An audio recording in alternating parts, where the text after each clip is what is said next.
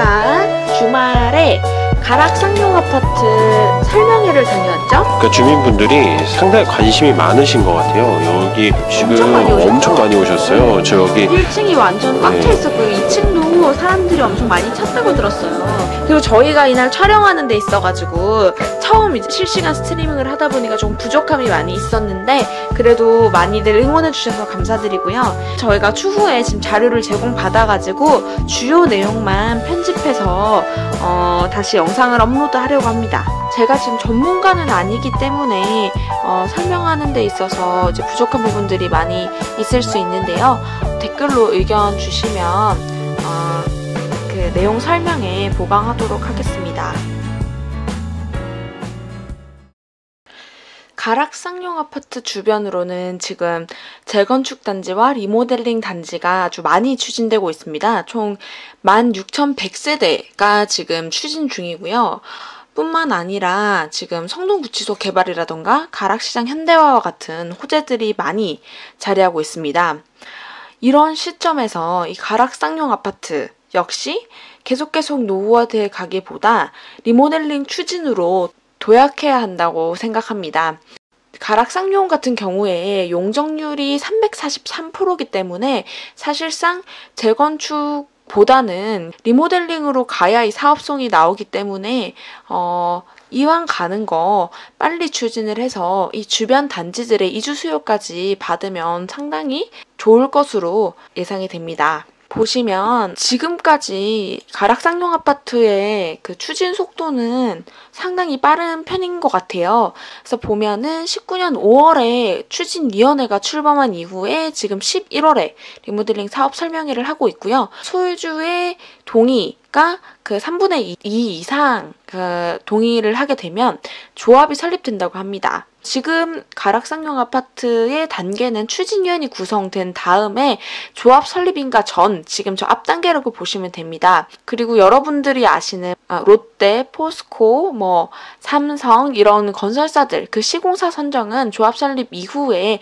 지금 이제 단계로 진행이 되어 있습니다. 아까 제가 가락상용 아파트 같은 경우에는 용적률이 343%이기 때문에 재건축이 아니라 리모델링으로 추진해야 된다고 말씀드렸는데요. 그 이유는 여기 자료에서 보시면은 재건축 같은 경우에 준공 30년이 지난다고 해서 무조건 이게 재건축이 허가가 나는 것도 아닐 뿐더러 이게 사업성을 획득을 해야 되잖아요. 근데 지금 가락상용 같은 경우에는 이미 343%인데 재건축을 해서 용적률을 300%밖에 이제 다시 확보를 못하기 때문에 분담금이라던가 사업성을 고려를 했을 때 이게 또 이제 용적률을 더 많이 이제 확보를 해서 일반 분양을 받아야 분담금도 적어지고 사업성이 또 좋아지는 거잖아요. 그래서 리모델링으로 가야 할 것으로 보입니다. 리모델링은 재건축과 비교해서 아무래도 진행하기에 기준들이 조금 더 보시면은 그 추진 연한도 지금 15년 이후에 신청할 수 있고 안전진단에 대한 그런 통과도 재건축보다 조금 더 용이하며 사업 기간도 더 짧게 걸립니다. 그렇기 때문에 리모델링으로 추진하는 것이 또 그 아파트의 노후화를 지켜보기보다 새 아파트로 다시 한번 발돋움할 수 있는 그런 기회가 될 것으로 보입니다. 그리고 그 리모델링 이후에 보시면은 재건축과 마찬가지로 시세 상승을 다 견인한다고 보시면 됩니다. 아무래도 요즘에 신축이 대세다 보니까 그 청담동의 리모델링한 단지와 재건축한 단지를 비교해서 보시면 거의 가격이 유사하게 상승한 걸 보실 수가 있습니다. 배치도를 한번 보시면 법적으로 최고치는 현재 세대수의 15%를 일반 분양으로 확보할 수 있다고 하는데요. 그걸 가정해서 지금 배치도를 그리고 분담금이나 이런 것들을 다 산정한 부분이고요. 건축 심의를 통과해야 이것들이 확정이 된다고 보시면 될 것 같아요. 그래서 현재 지금 사업 설명회 때 제안된 배치도 같은 경우에는 이렇게 지금 세대수도 이렇게 아래와 같이 증가하는 걸로 보실 수가 있고요. 그리고 필로티로 1층을 구성을 하면서 기존에 있던 1층 주차장은 다들 지하로 내려가게 되고 기존 그 동호수에서 조합원분들은 한 층씩 높아진다고 보시면 됩니다. 필로티 부분 같은 경우에 이제 이거는 예시안인데요. 이런 식으로 구성을 해서 조금 더 그 쾌적하게 조경과 함께 좀 이쁘게 구성을 할 계획이고요. 주차장이 지하로 내려가면서 생긴 공간에는 이런 조경을 이쁘게 꾸밀 예정이고요. 그리고 스카이 커뮤니티가 생길 예정입니다. 그리고 뭐 이쁘게 이렇게 외관도 바꿀 예정이고, 그리고 주차 대수도 늘려서 세대당 1.5대를 확보할 계획이라고 합니다. 보시면은 기존 20평대에 계시던 분들은 전용 74제곱미터의 신 30평형으로, 그리고 기존 30평형에 거주하시던 분들은 신 40평형으로 변경이 될 예정이고요. 그리고 26평형, 35평형이 새롭게 그 수평 증축으로 늘어날 예정입니다. 평면도에 대한 설명은 저보다 여기 나와 있는 그 설명을 보시면 좋을 것 같고요.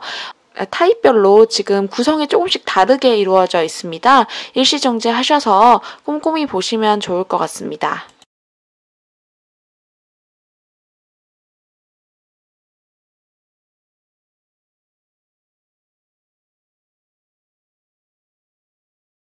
저희가 살고 있는 그 동과 그 층 호수가 보장이 안 된다는 뜻이, 왜냐하면 이분들은 기본적으로 자기 동 호수를 그대로 가지고 가신 거예요.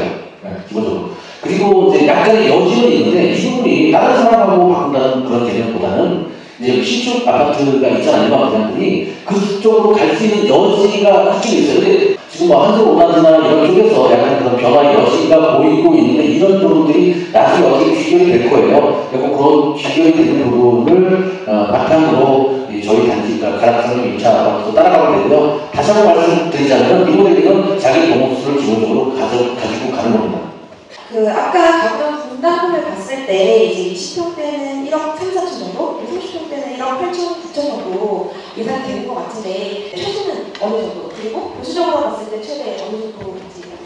그 총 사업비에서 일반 분양이나 아니면 나중에 이제 총선세대 판매가 수익금이 생길 수도 있거든요. 그런 수익금들을 뺄 것을 그러니까 세대수로 나눈다기보다는 어떤 몇십 배율로 이렇게 나누게 되는데 그런 부분이 이제 나중에 분담금 또는 보담금이라고 표현하는 어떤 그런 부분들이죠. 근데 이게 이제 따지면 제일 큰 부분이 이제 공사비잖아요. 공사비가 이 사업 계획이 지금은 저희가 이런저런 시급 나왔다는 이제 설계를 해놨는데 이 부분이 확정되어야만 그 부담금이 확정이 되는 거고요. 그건 어떻게 보면 이제 건축 심의가 끝나야 그런 부담금 확정 계획을 세워가지고 마련해 가는 부분이고, 지금은 뭐라고 확정적으로 말씀을 드리기가 굉장히 힘드니까 추정으로 해서 아까 1억 3천대, 1억 8천대 이 정도로 이제 말씀을 드린 거예요. 좀 큰 평수로 좀 이동할 수 있는 여지가 있는지. 아까 말씀드렸듯이 그 일반 분양으로 이동을 하는 게 지금 뭐 한다 못한다라고 꼭 집어서 말씀을 드리기가 힘들어요. 지금 리모델링 자체의 기준이 명확하지 못한 부분들이 좀 있기 때문에 그런 것들을 선행 단지들이 어떻게 되는가를 한번 보면서 판단을 해야 될 부분이고요. 아까 말씀드렸듯이 기본적으로는 이동을 못한다고 생각을 해주시는 게 나을 것 같아요. 그리고 어떤 분께서는 나는 20평대인데 40평으로 받고 싶어. 나는 10평 더 늘려줘. 사실 그렇게 되면 사업이 힘들 것이라고 봅니다. 결론적으로 30평대 분들은 6평 정도 받으시는 것이고 24평대, 20평대 분들도 6평을 더 받으신다. 이렇게 보시면 나머지는 모두는 일반 분양으로 돌린다. 이렇게 공평하게 형평성 있게 가셔야 된다. 당부 말씀드립니다. 그 공정률 부분인데요. 지금 3%인데 수평 중축 가게 되면 최대 몇 %까지 가능한 건지 이게 서울시 통과를 받을 수 있는지나. 지금 사실 몇 프로까지가 제한이다라고 정해져 있지는 않아요. 그래서 건축 심의를 통해서 그 부분을 확정이 되는 부분을 어떻게 확정이 되는지를 생각을 해봐야 되는 부분이고, 서울시에는 이거를 뭐 500% 뭐 이하로 뭐 해야 된다, 아니면 좀 더 낮게 해야 된다, 뭐 이런 논의가 좀 있었거든요. 하지만 지금 단계에서 정해진 부분이 없기 때문에 제가 뭐라고 꼬집어 말씀드릴 수는 없고, 사업을 진행하면서 나중에 건축 심의 때가 확정되는 부분을 볼 수밖에 없을 것 같아요. 그 다음에 수익 증축이 얼마나 가능한지가 아직은 이제 수익 증축을 해서 완공된 단지들이 없잖아요. 이 부분도 어떻게 건축 심의를 통해서 어떻게 가는지도 지켜봐야 될 것 같아요. 오늘 질문 준비해 주시고 해주신 모든 분들께 진심으로 감사드립니다.